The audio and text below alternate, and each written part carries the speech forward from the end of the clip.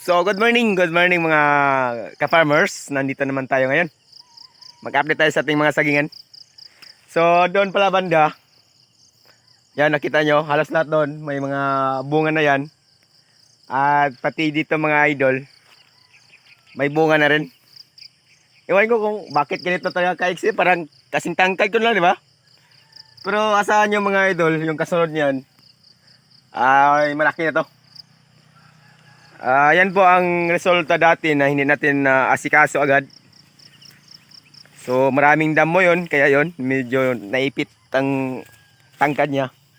Pati dito mga ka-idol, mga ka-farmers, yan. Pero yung bunga naman niya ay okay naman. Kumbaga pira naman to, di ba? So ganyan ngayon, papunta doon. May mga bunga na talaga yung saging natin dito.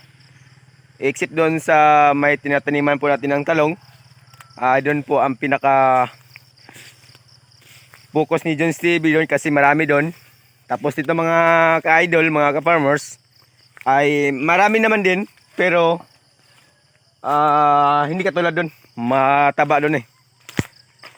So pagdating naman dito sa maisan natin, may grabe no. May mga saging rin tayo dito na tinatanim.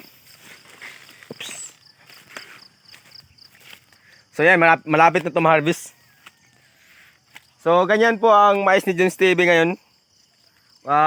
Malusog naman. Yan mga ka-idol. Yan, para nasimulan yata sa ano, sa aso. So ganyan. Ito po ang resulta ngayon sa tanim ni John Stevie na mais. So kita nyo naman, medyo quality naman yung puso niya mga idol. Ang laki talaga. Tapos papunta yan doon.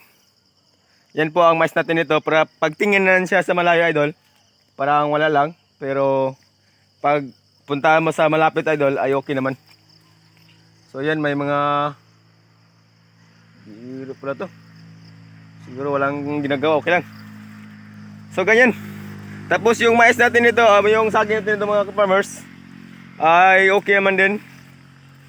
Hindi lang masyado natin nalinisan. Tapos dito sa area na to, pag na-harvest natin yung mais, balak ko na taniman po ng talong. Purpose natin yung talong natin mga ka-idol, mga farmers. Kailangan talaga magtiyaga tayo dito. Hindi na lang puro tayo sugal. Ipit no, di ba? By the way, ibanggit na naman natin yung pagsusugal natin ng sabong. Marami na tayong manok na prepare na. So yun, ang buhay dito sa probinsya, hindi naman tayo sabihin natin na mabait tayo. Kailangan talaga yung effort din kung paano tayo magsugal.